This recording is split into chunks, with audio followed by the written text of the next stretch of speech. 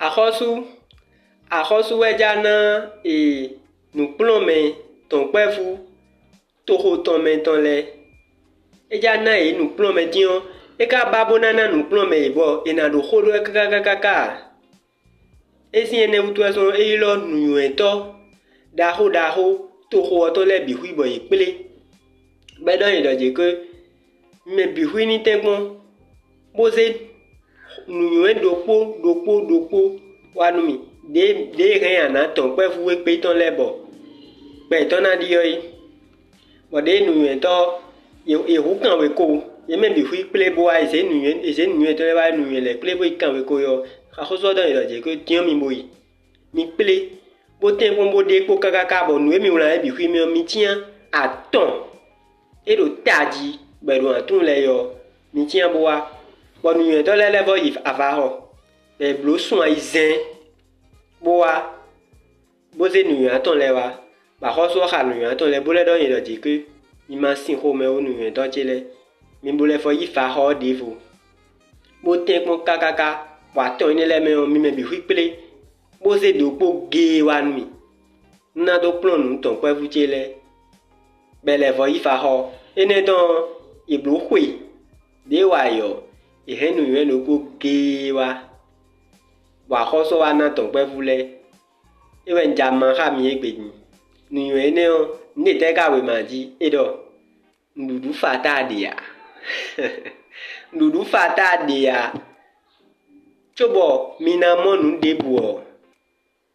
mi do nana nu de tso bɔ mina mɔnu ne ba mi de yɔ nde lɛ de bɔ mi do na tun nde lɛ de bɔ mi do na tsodo walɔ de lɛ ti bɔ mi na tsodo bona do mɔ nu de ba mi de yovo no yɔ dɔ sacrifice ko dɔ de yɔ walɔ de tɛ lɛ bɛ mi ka do bɛ ma si dɔn mi hɛ yi nu de ba mi de kɔn mi do na tɛgbɔn bo mɔ yi bo tun yi bona tso walɔ yi ne lɛ do mi mɔ parce que nuɖuɖu fa ta de ya ewlã ɖo bible mɛ kote de bo dɔ dze de pɛtɔ na ɖu nu xɔ ade nu kɔn kabi yɛ dɔ mɔ yi oui tso bɔ mia ɖu nu mia xɔ ade nu kɔn donc mi comprendre asɔn bo dze ke ɖuɖu fa ta de ya egbe yɔ ndɔdze ke mi do na tun nu de ba mi de xeɖe bona yi mi mɔtɔ ndzana mi kui de lɛ bɔ mia xoe do ba do mɔ nu de ba mi de no kpo eyi ndɔdze ke nu de bo mi hɛn do ayi mi tɔn bo hɛn do lili mi tɔn mɛ bo wuli bo na bo mɔ dɔdze ke nu tsɔ nu mi bɔ mi do amɔ mi tun dɔdze ke mi amɔ tsɛ wɛ jesu de su do akpa xoe do kpo bo dɔdze ke nu de bo mi na biɔtɔ mi tɔn do yɛwɛ yi xa mɛ yɔ mi mɔ dɔdze ke mi ko mɔ yi mi di dɔdze ke mi ko mɔ yi tɔn nu de bo mi ase do lili mi tɔn mɛ yɔ mi tun dɔdze ke mi ko mɔ nu ne bo yi ndɔdze ke do atun nu de ba de xeɖe yɔ bona tun bo mɔ ndzana mi nu ene kabi atɔn ewe ma dzi nu kɔn tse fi bɔna ma xa mi bɔ mia do tun ba do mɔ tɛ bona na hui kpɛ mi tɔn nunu kɔntɔn wa yi ndɔdze ke nu de ba mi de yɔ mina tun xeɖe nu de ba mi de yɔ mina tun xeɖe do akɔli ho do lãmɛ nanɔ kandzi sia li ho do azɔli ho do o relation mi do xa famille mi tɔn xɔtɔn mi tɔn lɛ sia li ho do nu de mi dza yi do kpɛ mi tɔn mɛ sia li ho do ali lɛ bi ho mi do atun nu de ba mi de xeɖe munɔdze ke mi tɛ amlɔ do bo esi fɛn do mi bo lɔ ntɛ ba de ntɛ adza c'est que mia kuku de ya mi tɛ do trɔ mɛ mia di dɔ quoi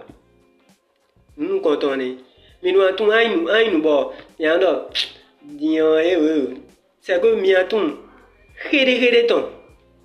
nunu kɔntɔn biɔ ne fie lɛ bɛ si ne nunu kɔntɔn biɔ ne ndɔ ye ke mi ma tɛ gbɔn bo tun de ba mi de sans problème ndɔ ye ke mia tun wewe mia tun dɔ wewe ten wɛ eya do flu de bu do ayi xa mi tɔn mɛ fie nu bɛ si ne nuwe gɔ ewɛ ndɔ ye ke de mi tun ne ba mi de ten yɔ mi wlã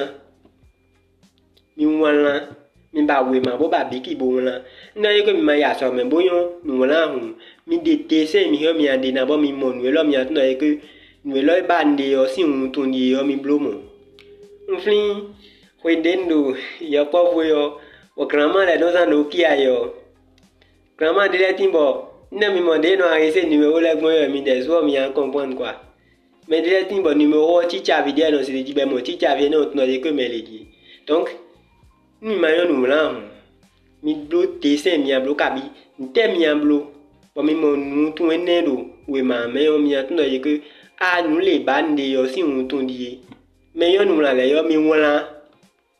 nu ba mi di mi wala trele ton nu we ko ni mi tu nu ba mi de kanji bo mi wala on nu atongo e wa ndo je ke ni mi ja wala nu ene o mi do an do tin mi an do no tin tout comme si tin ba mi ne do e wa ndo je ke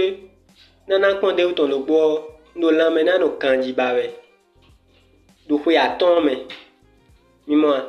mi an do je ke no kanji la me je do kanji bon no ko mi an ko na yo e wa ndo je ke je suis nyo ma o si nko wa mo ba o do hwende Moïse mo ba o do e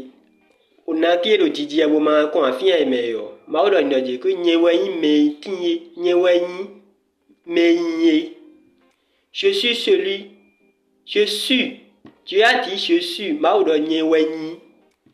donc mi no nde ba we yo mi o do unyi to kuno nanya même si mi ma onya o nanya mi ja wala mi ado unyi to kuno ndo la me do kanji mi comprendre mi a unyi nle wa to donc principe je finene bon principe kudogdo ton de na mi yo e ben do je ko mi tun le ba mi de bon mi reformuler mo khwete nu we mi ka bi ba we mi doit do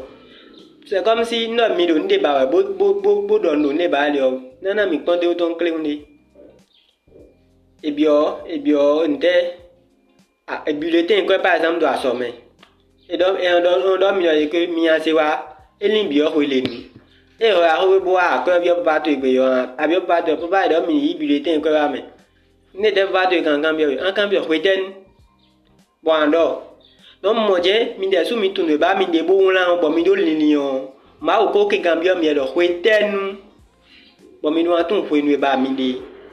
bo na wala mi ne le bi hu so gbe yo do video de fo me o na do nu mi de no e no wa so gbe de ene he an kwedo nu ne le to bo la yo nte mi ka do ambla ihon bi ihon gbe nte le mi ka do amblo aliwe be no son rame bon na ma ne ramido vidéo de voleme no boy on remarqué semaine e fo aidin yo on remarqué no ko bon jama rami bon mi de so mi akon no mi mo bonde un mi do lo commentaire même mi do lo commentaire le même bon no je que nyesu ma kha nde milinde wi mo na we do ko bon na we do mi do mina do kholo bonye aso ton medion aso ato e na we yo travail aso ato e tion e kho moto e kho moto do aso me moto e ne kho din yo e we sombo tagba poto asonpo menuve me upo le pihuiwa bo je ya do na yo ji mi tun de yelin do nu ne udin ya mais des matons de bavé péton me ayo mais des matons de bavé péton me bo wala mi mo nen kha mi fit ne ya mais matons de bavé khiri lobo wala lobo se so do tin tout comme si ko mo tin dom lo tun fo enu bavé mais matons ne le ayo mais ne le wen wa me no che me do nu bavé le gudoi na do holo na yego mi ma otun de ba mi ne ya o mi ma otun de ba mi ne kanji bo che gudo bo tun do je ko nu lo no biba do kwele mbo aso wa ehun be ehun bo tun no je ko na mo ya o probabilité que mien doit c'est élevé mien mon même kwene ma tun do je ko na ho moto gba je me moto bandi ok bo kwele nwe na ho moto ti we mi ma tun ene bo ran bi hui bo aso wa bo tun do je ko kwele nwe na ho moto ti ayo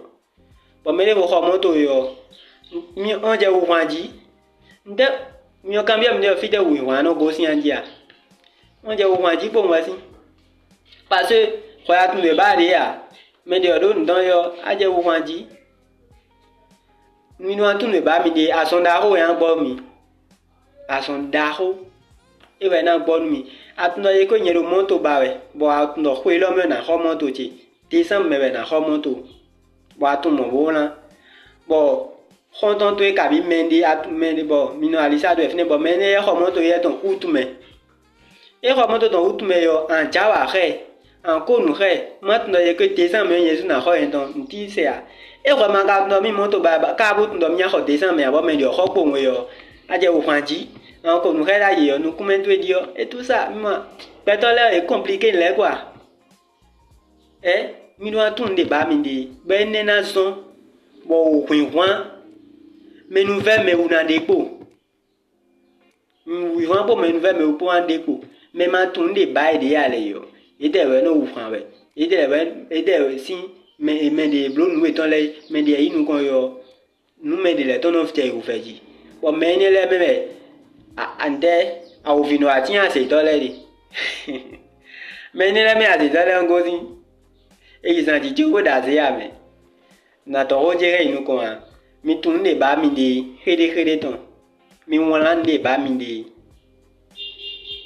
nde ba mi de yo mi jado hun mi ondo lo tin to kun no baba yan mi ondo mi to kun no la mena no kanji ba mi de a mi no ndo la me do kanji bon nous pour do ton mi tun ko enu mi do no ba re ndo je ke sun aton me ba do mi de nko ewe me ba do mi de nko ya ton me ba do mi de mi won lo je sun aton me ndo le ba re bokatum de mina no bon ai hon be bona do mon we ne yo mi bi ba mi le do commentaire me na blo vidéo ton mi bo mina do nu ne moto no do mi tewe mi ma disant do nu konte o nsi fu ko ma hwe do mi ma disant do ku do che o ngana ite mi lo mi disant da pa che bo mi khon don che ena chen mi